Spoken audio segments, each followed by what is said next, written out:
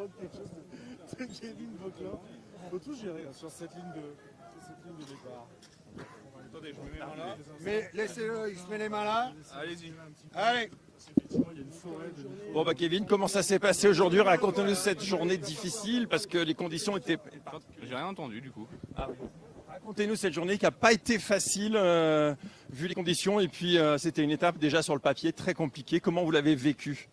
Bah, franchement, j'avais des plutôt bonnes jambes sur toute l'étape. J'ai senti le rythme à la fin qui était un peu dur pour moi. Du coup, j'ai préféré monter à mon rythme.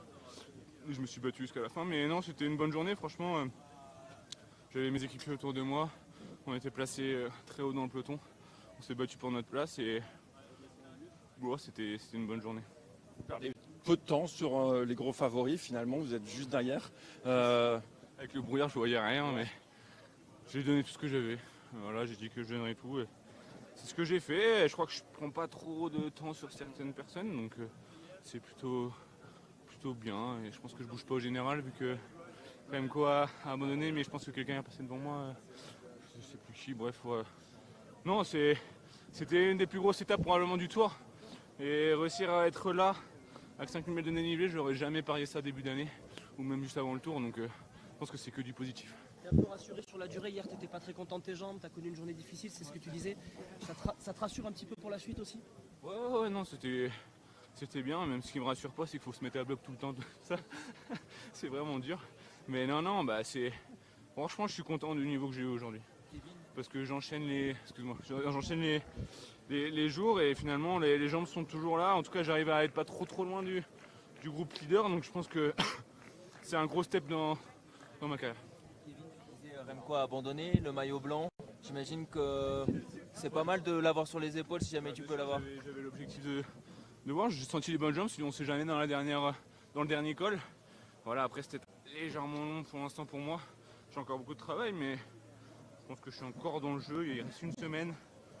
Je verrai comment je récupère, mais dans tous les cas, peu importe ce qui se passera la semaine prochaine, que j'explose, je fasse groupe Eto ou que je gagne une étape, le tour il est réussi.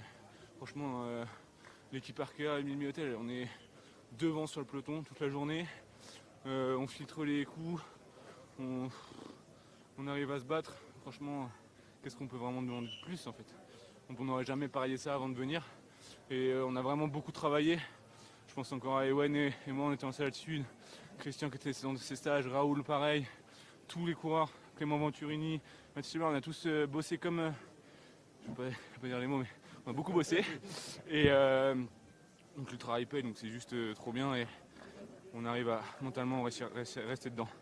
Un mot sur l'équipe, parce qu'on en parle peu, on parle beaucoup de vous, vous êtes très fort sur ce tour, mais quand on regarde le classement par équipe, Arkea BNB est haut placé.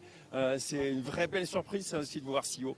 On a été premier par équipe sur l'étape de montagne, on n'a même pas eu notre médaille, petite larme, mais non mais c'est juste incroyable. Mais comme j'ai dit hier dans le vélo club, c'est que ça pousse tout le monde vers le haut.